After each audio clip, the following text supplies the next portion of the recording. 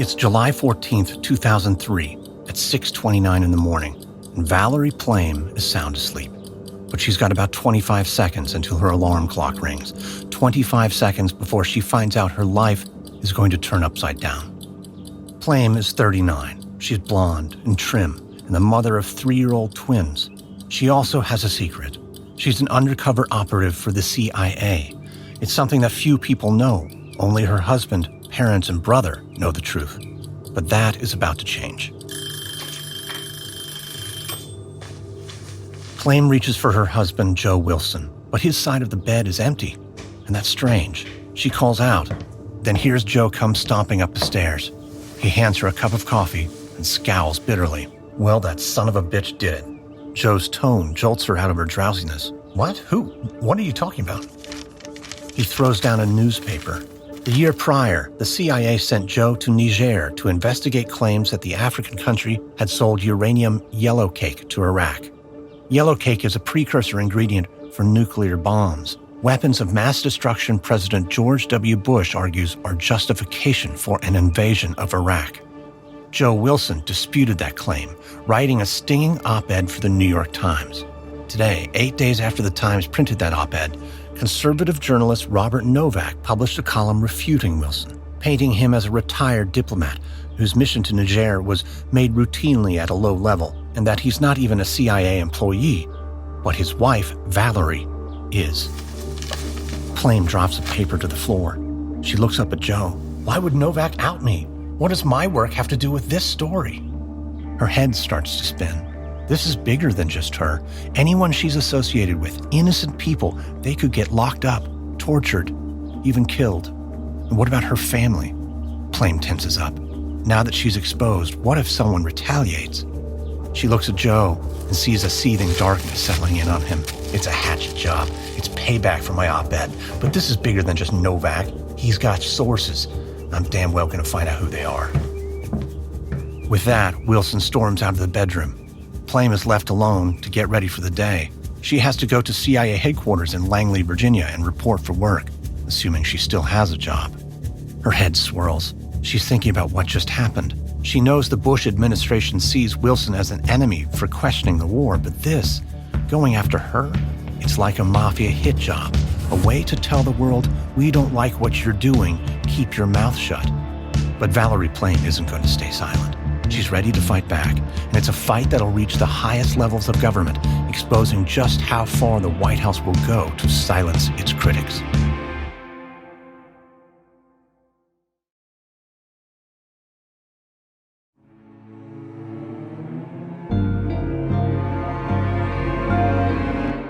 From Wondery, I'm Lindsey Graham, and this is American Scandal.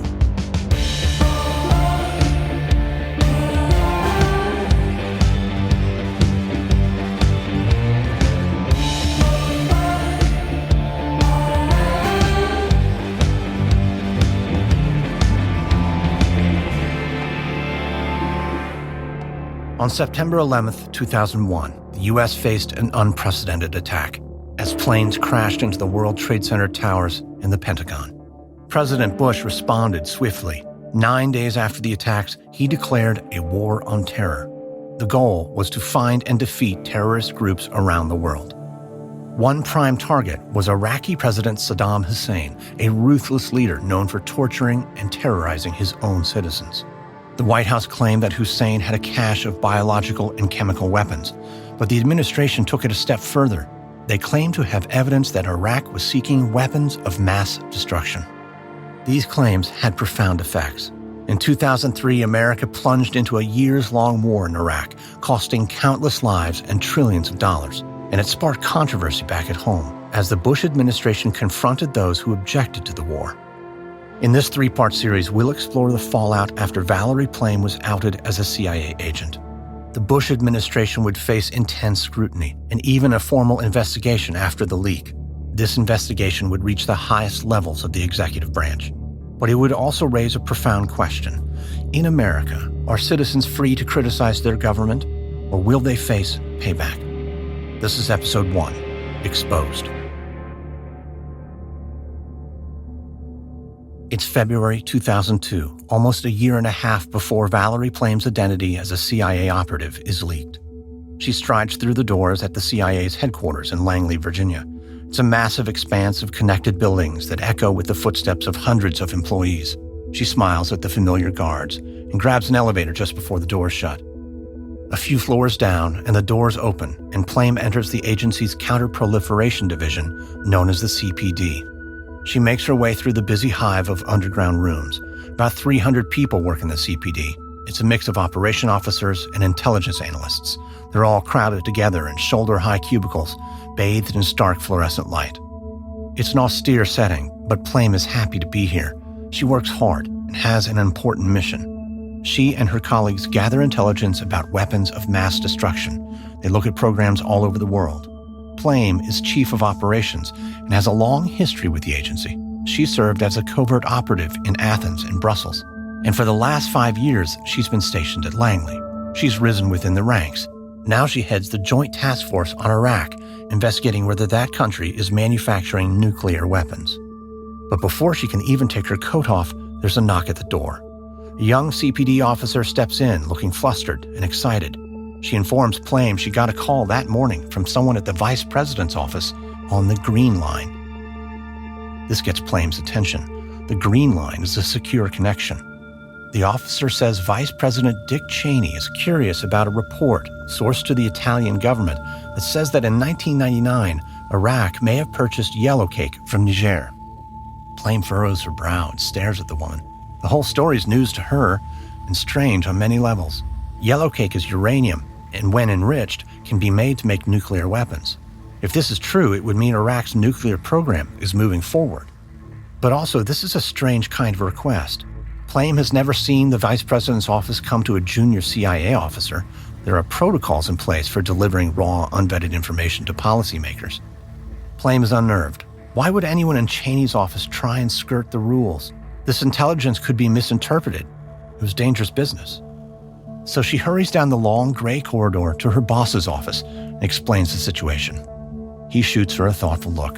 The normal course of action would be to call their office in Niger, but they no longer have one due to budget cuts. So Plame's boss suggests they send her husband, Joe. He knows that part of Africa well, and he's got connections. Why don't you bring him in? Plame's boss suggests. She considers what this might mean. Her first thought is, with Joe potentially gone for who knows how long, she'd be all alone with the barely controllable twins.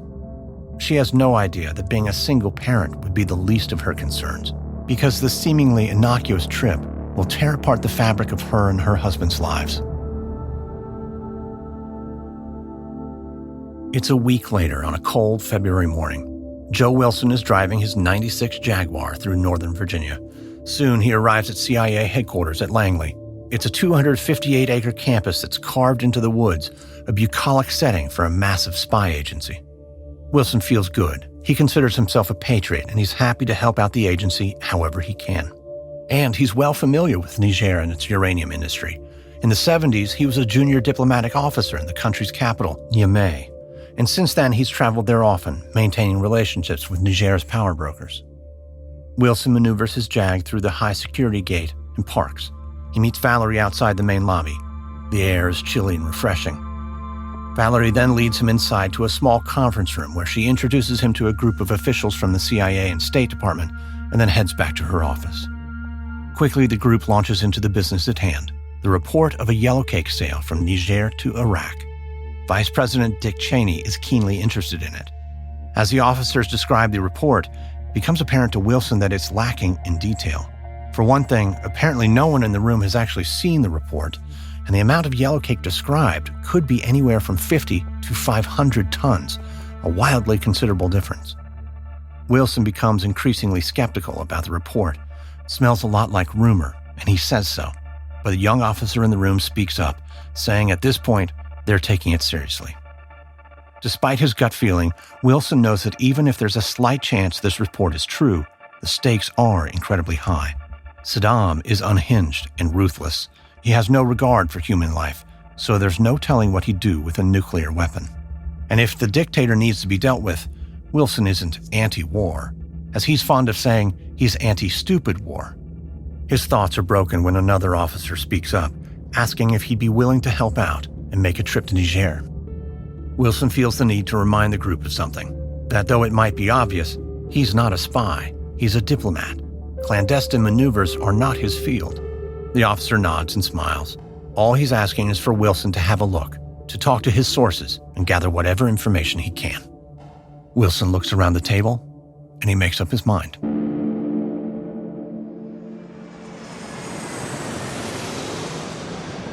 It's February 26, 2002. Wilson's plane makes its final approach over Niamey. Wilson looks out the airplane window, gazing across the country's capital. The Niger River looks like a winding snake of brown mud. Camels cross a bridge over the river, carrying bundles of firewood.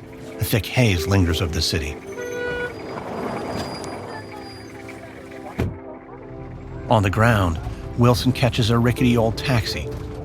He passes stray dogs, rooting through piles of garbage, small homes made of raw earth. But soon, Wilson sees the U.S. Embassy, a strikingly modern structure, somewhere between an office complex and a fortress. He's greeted by Ambassador Barbara Owens Kirkpatrick. She's tough, smart, and an experienced diplomat. Joe, welcome back to Niger. It's like I never left, Ambassador. Good to see you. They shake hands and sit in the sleek, comfortable chairs by a broad window.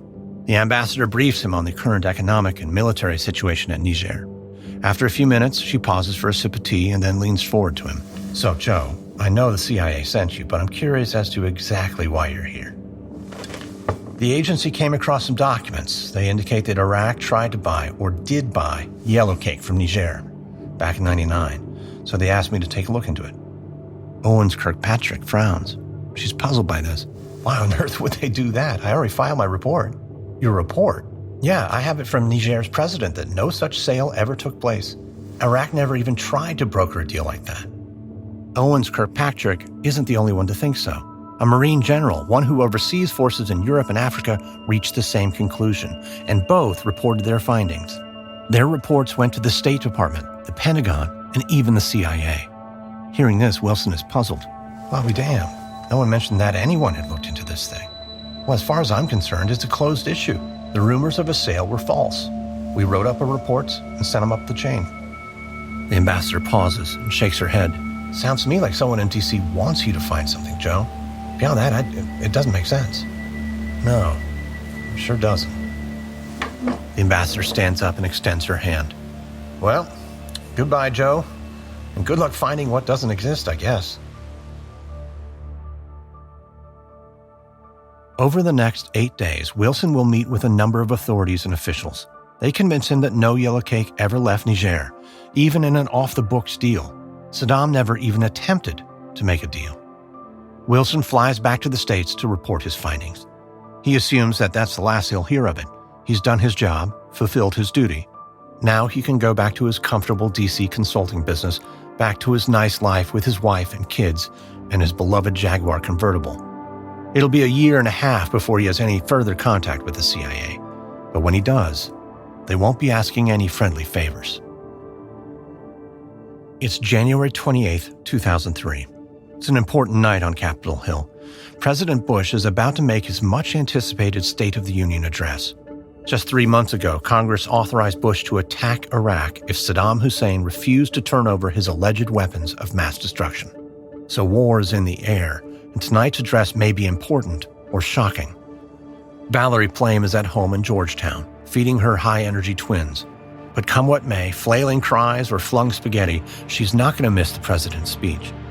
She grabs the remote and switches on the TV, just as the president begins. He talks about his plans for the environment and tax cuts, and then Bush drops the bombshell.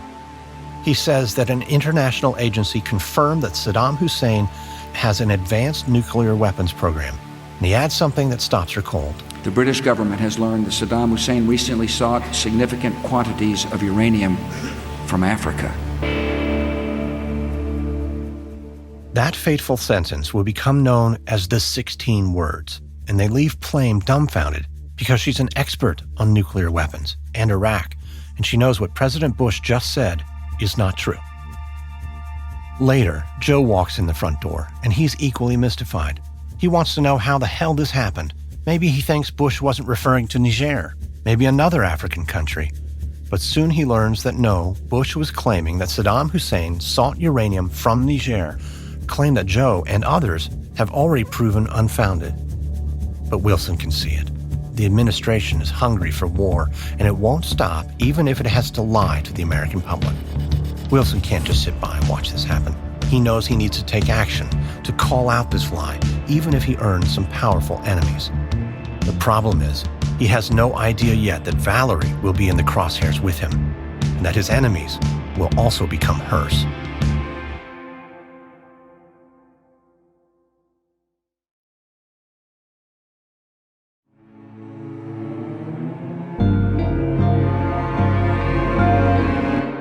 It's June 8th, 2003, and on this Sunday morning, Joe Wilson is on his living room couch eating a bowl of cereal and watching Meet the Press.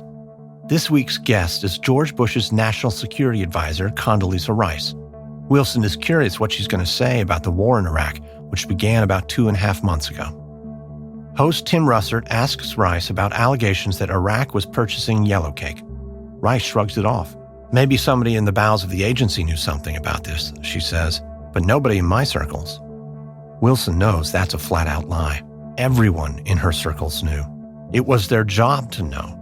By now, Wilson has talked off the record with 2 journalists, one from the Washington Post and one from the New York Times. He's told them about Bush's misrepresentation of the facts. But he hasn't publicly identified himself. So far, he's simply an unnamed diplomat who went on a fact-finding mission in Niger. But now, Wilson feels, now it's time to speak out and to use his own name. He grabs his cell phone and punches in the number of David Shipley, the editor of the New York Times op-ed page. His adrenaline is pumping. Wilson spits out his pitch, and Shipley doesn't hesitate to say yes. On July 6, 2003, Wilson's piece runs with the headline, "What I Didn't Find in Africa." His opening paragraphs pull no punches. Wilson writes, "Did the Bush administration manipulate intelligence about Saddam Hussein's weapons program to justify an invasion of Iraq? Based on my experience with the administration in the months leading up to the war, I have little choice but to conclude that some of the intelligence related to Iraq's nuclear weapons program was twisted to exaggerate the Iraqi threat." Then, as his closer, Wilson takes aim at the president himself, writing, "America's foreign policy depends on the sanctity of its information. For this reason, questioning the selective use of intelligence to justify the war in Iraq is neither idle sniping nor revisionist history, as Mr. Bush has suggested. The act of war is the last option of democracy, taken when there is a grave threat to our national security. More than 200 American soldiers have lost their lives in Iraq already. We have a duty to ensure that their sacrifice came for the right reasons."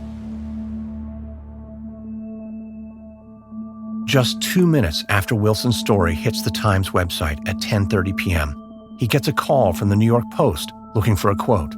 He's happy to oblige. Thinking he can hit the hay, he climbs into bed with his wife, Valerie. He's about to turn off a light, and then there's another call. A producer from Meet the Press. "Can Wilson come in next Sunday?" Wilson agrees. He turns off his phone, and he lies back, staring at the ceiling in the dark. It's been a long day, but something tells him there are many more to come. Because not everyone will think he's a hero. Wilson is expecting a backlash, especially from the White House, and soon he gets it. The White House press secretary, Ari Fleischer, immediately brings up Wilson's op-ed during press briefings, but downplays its significance. Former Secretary of Defense, Castor Weinberger, writes an opinion piece for the Wall Street Journal taking swipes at Wilson's career while arguing that the investigation in Niger was too informal. Despite all this, Wilson figures the story will burn out within the next few news cycles. Surely the press will be drawn into other angles of the developing war, and once again he thinks his life will return to normal. But Wilson has deeply offended the Bush administration, and they want to strike back. It's July 8th, 2003, late in the afternoon. Columnist Robert Novak is walking up 19th Street in Washington. The sun is going down, but it's still hot and muggy outside, typical for a DC summer. As usual, Novak wears a wool pinstripe suit, and he's sweating as he walks. He's weaving through the throngs of downtown workers heading for the buses and trains that'll take them back to the suburbs. A man approaches him, begins walking in step. Novak has no idea who he is. He looks him up and down. He's short, wearing a dress shirt, no jacket or tie, though. Then he pipes up, "Mr. Novak, I saw you on Meet the Press on Sunday." "Ah, is that right? Yeah, do you mind if I walk with you for a few blocks? Looks like we're headed the same way. I just want to ask you a couple of things, if that's okay." Novak is a bit puzzled, but he doesn't slow down. "Sure, that's fine. What's on your mind?" "Do you think Bush is in trouble, like big trouble?" What do you mean exactly?" "I mean, since he's taken the country into war based on information that just isn't true, the 16 words?" I don't think the administration handled the situation very well, no. But I also don't think he's in big trouble." Novak is starting to regret engaging with this guy. He seems like yet another liberal DC news hound, and he's persistent. "Oh, come on, I think you're being soft on the president. You see Joe Wilson on Meet the Press? I mean, don't you think he really nailed Bush? I mean, what do you think of Wilson?" Novak is now tired of the conversation. An annoying bead of sweat drips down his forehead and lands on his lapel. "Honestly, I think he's an asshole. But Wilson went to Africa and came back with information that Bush ignored." Look, listen. Wilson is no expert on intelligence, okay? He was sent to Niger by his wife, who's at the CIA doing counterproliferation work. Anyway, this is my stop. I hope you have a nice evening." Novak strides away from the stranger, and then his face turns to a mask of frustration. He's kicking himself. He had just learned about Valerie Plame and the CIA, and now he's just sharing it with a random man on the street? Why would he do that? Maybe he's just getting old, or maybe he's tired. It was a hectic day. But whatever, it's not groundbreaking news. Still, he's going to write about it in his column next Monday. That's that. The man who spoke to Novak, the one on the street, turns out to be a good friend of Joe Wilson. And after the encounter with Novak, he heads straight to Wilson's office only a few blocks away and explains what just happened. Wilson immediately asks him to write it all down. He's shocked that Novak has top secret information about his wife and that he's spilling it to a perfect stranger on the street. Even by DC standards, it's an outrageous leak. Wilson also knows that if this information were made public, it would be a disaster for his wife and anyone she's connected to. He reaches Novak on the phone. Novak apologizes, but asks Wilson to confirm what he'd learned from his source. Wilson refuses to answer any questions about his wife, and Novak won't name his source. They're at an impasse, and then they hang up. To Novak, it doesn't matter. He's going to write his column. It's syndicated, so it's going to reach a national audience. Everyone will know the truth. Everyone will know about Joe Wilson and CIA agent Valerie Plame.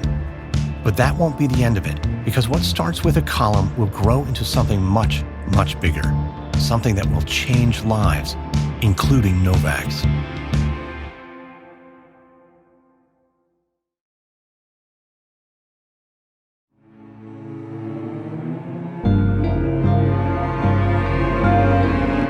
It's July 14th, 2003. The sun is just beginning to rise when Valerie Plame's life changes. She's still in bed and has just turned off the alarm clock when Joe walks into the room, handing her the Washington Post. Plame sees the anger on his face. She sits up, scans Robert Novak's column. A few paragraphs in, her heart races. He's outed her as a covert agent for the CIA, writing that she's an agency operative on weapons of mass destruction. This blows a cover she's maintained for almost 2 decades. As far as almost anyone knows, she's an energy analyst for a company called Brewster Jennings & Associates, which happens to be a CIA front company.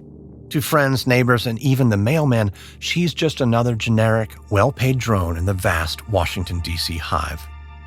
Plame was aware that Novak had the lowdown on her. He and Joe spoke by phone just a few days ago and asked Joe to verify her CIA position. So she alerted her bosses about Novak's insider knowledge, assuming someone would pick up a phone, make sure the information was buried, that they'd keep it from appearing in print. Journalists don't just reveal such things about high-level agency personnel. But she realizes maybe that was a foolish assumption. She's designated as an officer under non-official cover, or NOC in CIA parlance. That means she has no official link to the agency. And when NOCs have their cover revealed, they're left swinging in the wind. It's the worst situation an NOC can be in. She's never forgotten something a former NOC operative shared with her in class when she was training with the agency. He'd been stationed overseas with a cover as an American business executive. One night, he came home to discover that his apartment had been searched. He immediately left the premises with only his briefcase. He drove at top speed to the border and caught the next flight back to the States because he feared for his life. This is not a life for someone with a family, he said. But that's exactly what Valerie Plame has. And now her career is likely over. And anyone she'd worked with or met with outside of the agency, they could now be linked to her, quite possibly putting them in jeopardy. Down the hall, her 3-year-old twins are still fast asleep. Could they be at risk? She pushes herself off the bed and quickly slips into her robe, rushing into their room. The kids lie in their cribs peacefully, clutching their favorite stuffed toys. They're going to want breakfast soon. So she walks unsteadily downstairs to the kitchen, her mind a ball of confusion. Why on earth would Novak do this? And who revealed her position to him? And another thing, Novak used her maiden name. She'd been using Wilson since her marriage 5 years ago. What the hell did that mean? It all smells like payback, she thinks. A revenge move sparked by Joe's op-ed in the New York Times. But what was the point of targeting her? Then again, it's certainly an age-old war tactic. If you want to devastate your enemy, go for the loved ones. Somehow, amidst her thoughts, she manages to get the kids fussing and fighting to the breakfast table just as the nanny shows up. Joe, deep in his own world of next move decisions, says little and rushes to his office in downtown Washington. She grabs her car keys and is out the door by 8 a.m., stepping into the stifling summer humidity that already blankets D.C. Later that day, David Korn picks up his phone and puts in a call to Joe Wilson. Korn is the Washington editor of The Nation, an influential publication that serves up progressive political views and analysis. He's 53 and a respected journalist inside and outside the Beltway. He's a contributor at Fox News, where Wilson is a frequent guest. They sometimes come across each other in the green room, and they work together on a piece that Wilson authored for The Nation, in which he attacked the Bush administration's neoconservative agenda. They're friendly. Wilson is in his office, just blocks from the White House. He's plotting how to address the ripple effect from Novak's column. The phone rings, and Wilson glances at the caller ID. This is a call he's happy to take. No doubt Korn has read the column. David, how are you? I'm good, Joe, but I'll cut to the chase. You never told me your wife worked for the CIA. Wilson frowns and instantly drops the joviality. He instinctively glances at a framed photo on his desk of Valerie balancing their son on her hip. That's right, and I can't tell you now. Well, what can you say? I'm not going to answer questions about my wife. This is not about me, and less so about her.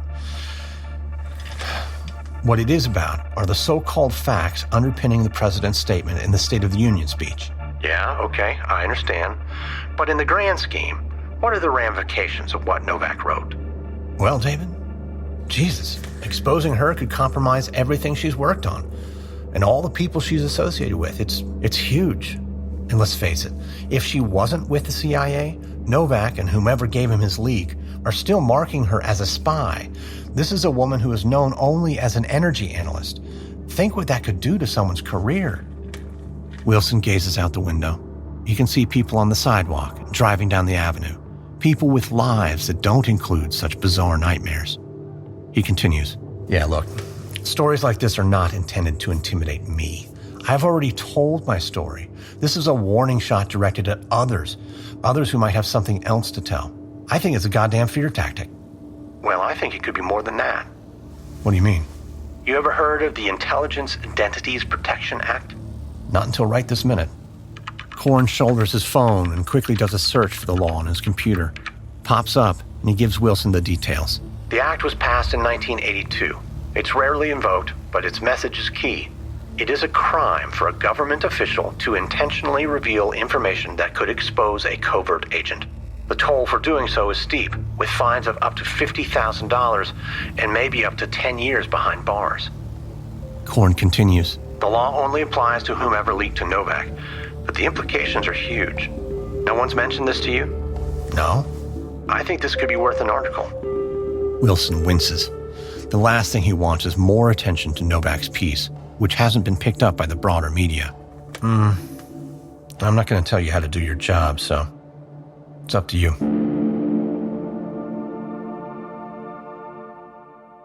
2 days later, David Korn publishes his article, A White House Smear. It frames the situation in a potentially catastrophic way for the White House and for the two unnamed senior administration officials that Novak claimed as sources. He lays the issue out directly, writing in his opening, "Did senior Bush officials blow the cover of a U.S. intelligence officer working covertly in a field of vital importance to national security and break the law in order to strike at a Bush administration critic and intimidate others? It sure looks that way if conservative journalist Bob Novak can be trusted."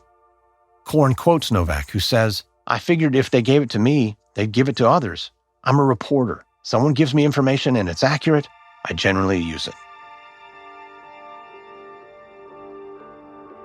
On July 21st, 2003, just days after Novak's column and Korn's explosive piece in The Nation, Wilson is again driving his Jaguar home, coming back from his downtown D.C. office. He wends his way through the glut of traffic on M Street, the main artery in Georgetown, when his cell phone rings. Wilson answers and hears a clipped voice familiar to him and anyone else who watches MSNBC's popular news show Hardball. It's the host, Chris Matthews, a longtime connected Washington insider who worked on Capitol Hill before stepping into the TV spotlight. The two men know each other, as most D.C. political veterans do. Wilson answers, and Matthews doesn't mince words. "I just got off the phone with Karl Rove. He told me, and I quote, 'Wilson's wife is fair game.'" Karl Rove? Wilson is momentarily speechless, stunned. Rove is George Bush's senior advisor. He's a strict right-winger and a ruthless tactician. He also attends the same Episcopal church as Valerie. Matthews continues, "In case you're interested, I will confirm that if asked." And then he hangs up. Wilson ponders the tip. Maybe Rove leaked Valerie's name, or maybe not. But either way, this means that Rove is spreading the leak. He's putting his stamp of approval on it, and Rove answers to the president. As he drives away, Wilson's head begins to spin. He knows it now without a doubt. It is payback, and from the White House. The question now is, can he and Valerie turn the tables? Can they help expose the most powerful people in America? Next on American Scandal, journalists face repercussions for outing Valerie Plame's secret identity as a CIA officer. And soon, the leak will begin to backfire on the White House, leading to an investigation and a controversy that will embroil the highest leaders in the country. From Wondery, this is American Scandal.